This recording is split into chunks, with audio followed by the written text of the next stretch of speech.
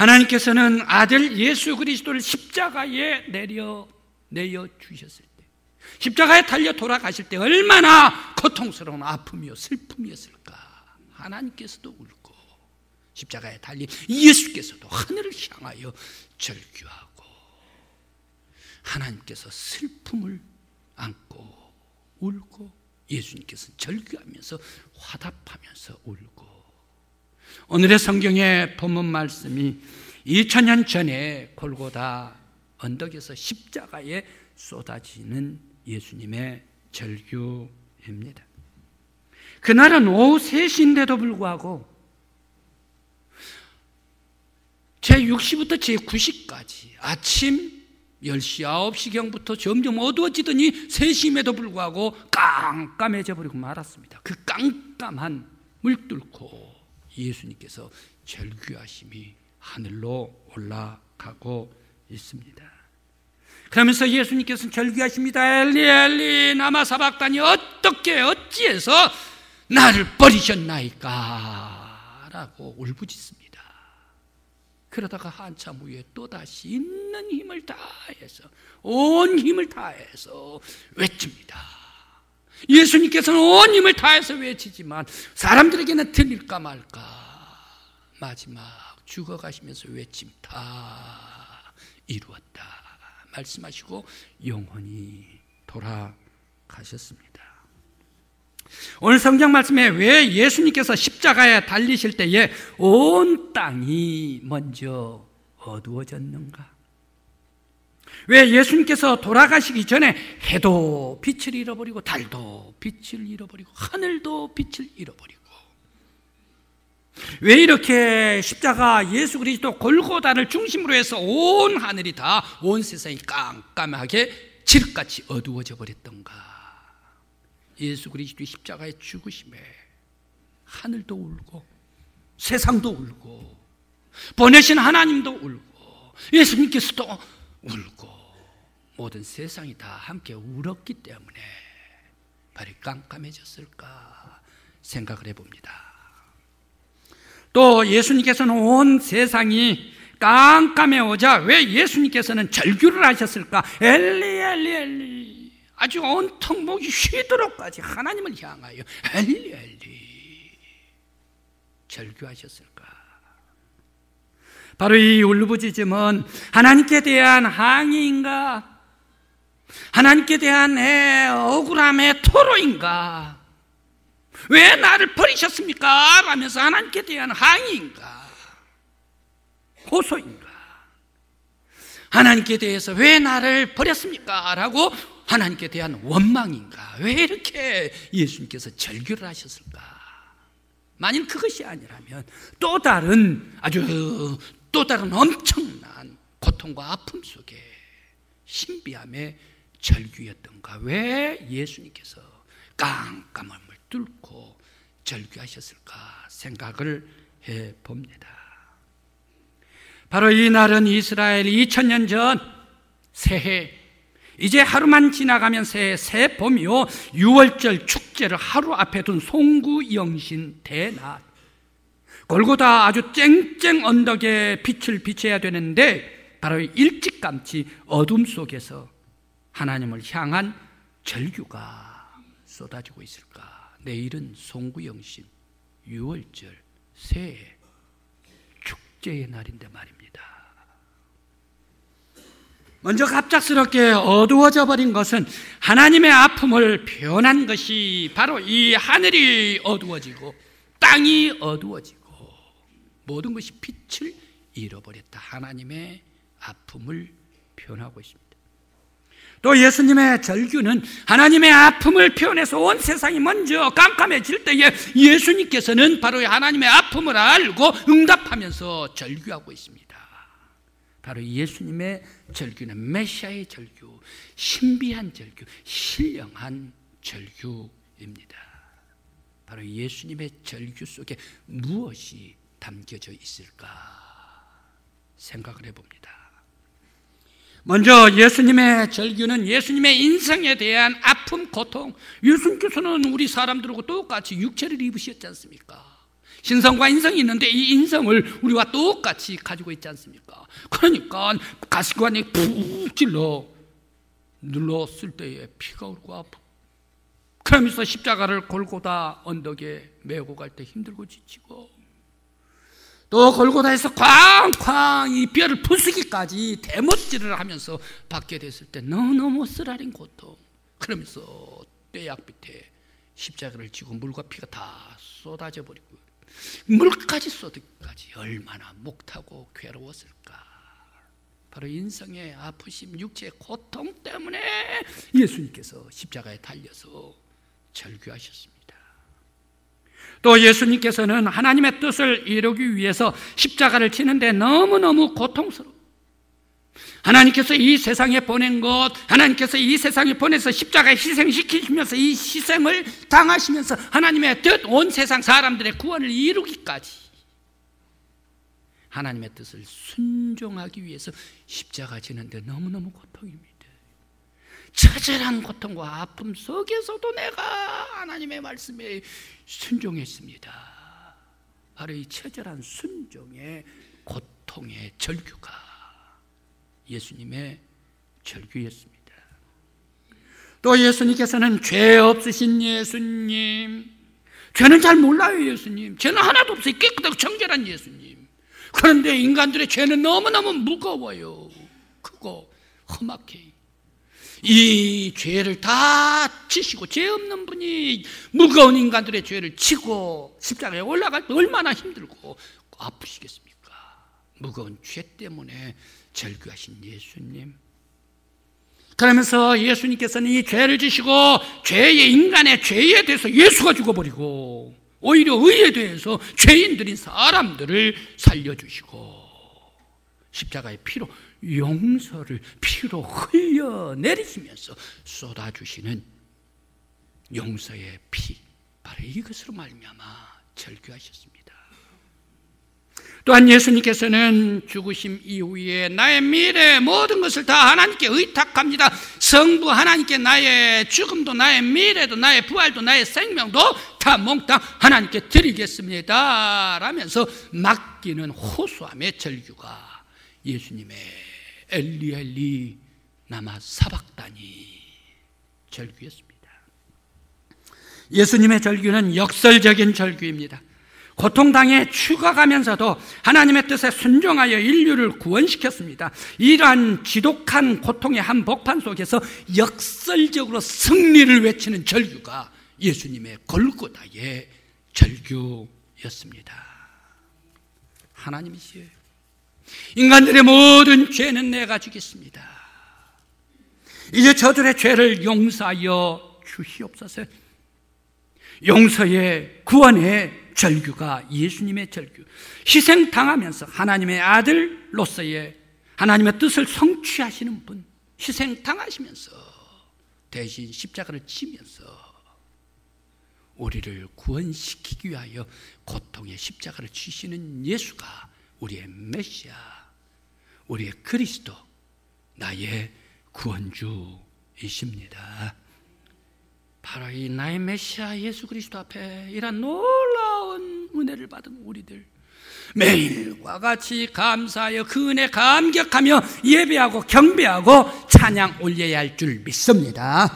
하나님께서 희생시키신 이 아들을 놀라운 사랑에 감사하면서 그 하나님께 영광을 돌려야 할 줄 믿습니다. 그런데 우리들은 어떻게 하고 있나? 이런 엄청난 은혜와 사랑을 받은 우리들 매일 생활하는데 어떤 생활을 하는가? 감사하고 영광 돌리는가? 하나님 앞에 경배하고 예수님 앞에 예배하고 찬양하는가? 아니면 하나님께 등을 돌리고 있는가? 하나님 앞에 불순종하고 있는가? 나의 삶은 어떤 삶인가? 죄의 삶인가? 여러분들의 삶은 어떻습니까? 이런 놀라운 은혜를 받고서도 계속적으로 사람들은 하나님을 등지고 또 죄를 짓고 있습니다. 하나님의 사랑을 잊어버리고 살아가는 사람들이 우리 모든 사람 인류요, 우리들이 아닌가 생각을 해봅니다. 하나님을 등지고 사는, 놀라운 은혜를 받아가지고 감사하지 않고 등지는 사람, 오히려 악으로 떠나가버린 사람, 이런 사람들이 있더라고요. 있어요. 그 사람들은 누굽니까? 아담이지요. 아담 놀라운 에덴 동산, 하나님의 은혜의 동산, 축복의 동산을 다 받았습니다. 이런 놀라운 은혜를 받았는데 하나님께 감사의 영광을 돌려야 되는데 이 아담과 하와는 어떻게 살합니까? 마귀 따라갈 살아고 하나님을 등지고 살아버리지 않습니까? 죄인으로 살지 않습니까? 아담만 그런 줄 알았더니 또 베드로도 그러네. 베드로 그는 실패해버리고 맙니다. 예수 잘 따라간 모든 사람들이 다 예수를 버릴지라도 나는 주를 따르겠나이다 고백했던 베드로. 그 베드로 가야바 법정에서 예수님께서 신문을 받으실 때 어떻게 했습니까? 멀찍이 예수님을 떠나가 버리고 말아요. 멀찍이 가가지고 대제사장의 하속들과 함께 있어요. 아이 베드로가 다른 제자들과 함께 예수님 가장 가까이 있어야 되지요. 그런데 예수님 떠나가 버리고 제자들도 떠나가 버리고 제사장들의 하속들 속에 있어버리고 하속들 속에 바로 이 싸움과 미움 속에 있더란 얘기예요. 그 싸움과 미움 속에 같이 섞여 있으니까 세속 속에 섞여 있으니까 예수 부인하지. 예수 부인하다가 보니까 이번에는 예수 저주해버리지. 죽일 사람입니다. 그 베드로의 입에서는 가이사라 빌립보에서 뭐라고 얘기를 했습니까? 주는 그리스도시요 살아계신 하나님의 아들이로소이다. 엄청난 고백을 했던 입술 아닙니까? 그 입술로 예수는 죽어야 할 사람입니다. 저주해버린 사람. 왜? 멀찍이 떠나버렸기 때문에. 우리들 베드로를 비판할 사람이 있습니까? 베드로에게 손가락질할 사람이 있습니까? 비난할 사람이 있습니까? 왜 우리들은 더 베드로보다 멀리 은혜 받고서 멀찍이 가버린 사람이 내가 아닌가, 우리들이 아닌가. 가까이 주님 붙잡는 여러분들이 되시기를 바랍니다. 또한 베드로 실패할 수밖에 없었던 것은 그는 주님의 말을 귀 기울이지를 않았습니다. 예수님께서 말씀하십니다. 사탄이 밀 까부르듯이 너희 사람들을 까부리리라 말씀하십니다. 주님께서 새겨주셨습니다. 그런데 베드로는 주님의 말씀 새기지를 않아요. 하나님의 말씀 새기지를 않아요. 하나님의 말씀 새기지를 않으니까 딱 타락하기 십상이지요. 타락의 길로 갈 수밖에 없는 게가 바로 베드로가 아닌가. 우리 성도들 하나님의 말씀, 성경 말씀, 진리의 말씀을 따라 승리하는 성도들 되시기를 바랍니다. 또한 베드로에는 기도하는 무릎이 없어요. 겟세마네 동산에서 예수님께서 베드로에게 얘기를 합니다. 깨어서 기도하라. 깨어서 기도하라. 3-4번 깨어서 기도하라. 잠만 자고 있네. 기도를 하지를 않아요. 기도를 하지 않으니 베드로 하나님의 말씀, 예수님의 말씀에 따라 순종하며 기도하며 무릎을 꿇어야 되는데 무릎을 꿇지를 않으니까 딱 세속화되기 좋은 베드로입니까? 그러니까 말고에 귀를 쳐버리고 말지요. 강팍한 사람이 되어버리고 말지요. 기도하지 않는 사람들, 실패하기 딱 좋은 사람들입니다. 또 베드로는 실패할 수밖에 없었던 것은 그의 눈 시선이 예수님을 고정하고 주님을 고정해야 되는데 사람한테 고정해. 사람을 의식을 해. 베드로의 모든 행동은 어떻습니까? 제자들이 나를 어떻게 보나 이거예요. 사람들이 나를 어떻게 보나 바로 여기에 관심에 초점이 있어요. 예수님은 관심이 없어요. 바로 이러한 사람이 될 때에 베드로는 그의 초점이 떨어져 버리고 말았죠. 신령한 곳에서 사람 의식하는 곳으로 떨어져 버리고 말지 않습니까? 그러니까 베드로 실패할 수밖에, 죄에 떨어질 수밖에 없다. 성도 여러분, 나의 눈, 여러분들의 눈은 십자가 예수 그리스도를 향하고 하나님을 향하고 진리를 향하는 여러분들이 되시길 간절히 기원합니다. 결국 베드로는 예수님을 멀찍이 따르고 예수님 하나님의 말씀을 새기지를 못하고 기도가 없을 때에 그는 시선이 흐트러져 버릴 때에 실패해버리고 말았습니다. 베드로는 실패했다 하더라도 우리 성도 여러분들 오늘 예수의 고난주간 성찬을 받으면서 우리 믿음의 성도 여러분들 결코 실패하지 않는 성도들이 되시기를 간절히 기원합니다. 말씀 중심으로 무릎 꿇고 기도하고 그러면서 예수님을 가까이 따르는, 그러므로 승리하는 여러분들이 되시기를 간절히 기원합니다. 그런 베드로도 버리지를 않아요. 예수님께서 내쳐보지를 않더란 얘기예요. 그런 베드로도 주님은 자비로운 눈빛을 보내주시고 있습니다. 누가복음 22장 61절 말씀에 딱이 딱 2번 울다가 보니까 베드로가 그때서 나를 부인하리라 예수님의 말씀이 생각이 나가지고 통곡을 하고 울기 시작을 합니다. 바로 그때 예수님의 말씀이 생각나서 예수님을 바라봤더니 예수님께서도 베드로를 바라보고 있네요. 눈빛이 마주쳤네요. 눈빛이 마주치자 새벽부터 울고 울기 시작을 하는데, 아마 베드로 온종일 예수님 돌아가시기까지 그날 눈물을 뿌리고 통곡을 하면서 흘려내렸을 거예요.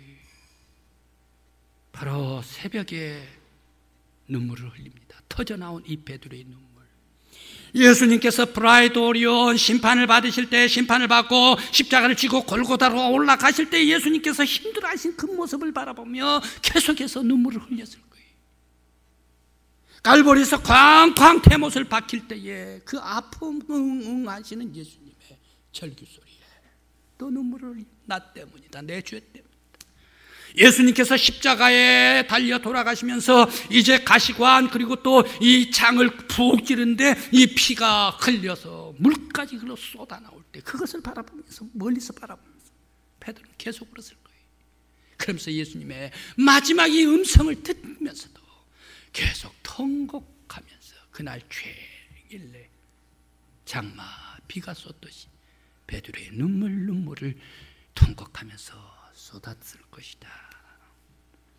베드로가 통곡하며 회개하며 돌아올 수 있었던 것은 바로 예수 그리스도의 눈빛, 사랑의 눈빛을 그에게 보내주셨기 때문에, 용서와 긍휼의 눈빛을 바라보는 바로 예수 그리스도 때문에 통회하고 회개하고 눈물을 흘리면서 돌아왔을 것입니다. 그래서 그런지 부활하신 예수님께서 부활하셨는데 여인들이 예수님 무덤에 안 계십니다, 부활했습니다 라고 얘기할 때, 그 소식을 들을 때에 베드로가 가장 먼저 뛰어가가지고 무덤에 와서 검사하지 않습니까? 왜? 눈물을 흘리고 통회하고 주님 앞에 돌아왔기 때문에.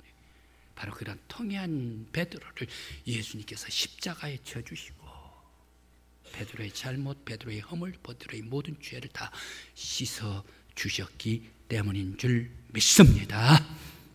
바로 이 베드로의 성금요 새벽의 눈물이 나의 눈물이 되어야 될 줄 믿습니다.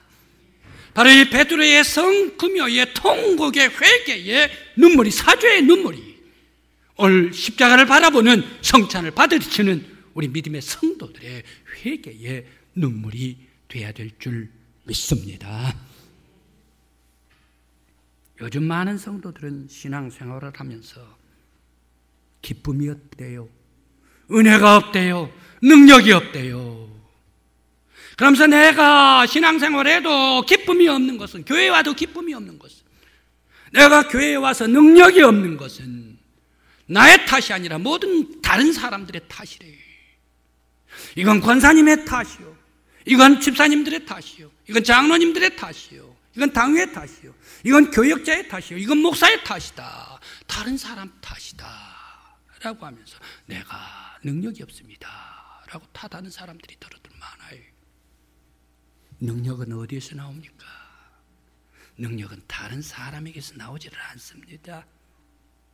바로 기독교의 능력은 예수 그리스도의 십자가 앞에 나와가지고 내가 통회를 하고 회개를 하고 예수 그리스도의 보혈의 능력을 힘있고 깨끗함을 받는 그 사랑 속에 능력이 있는 줄 믿습니다.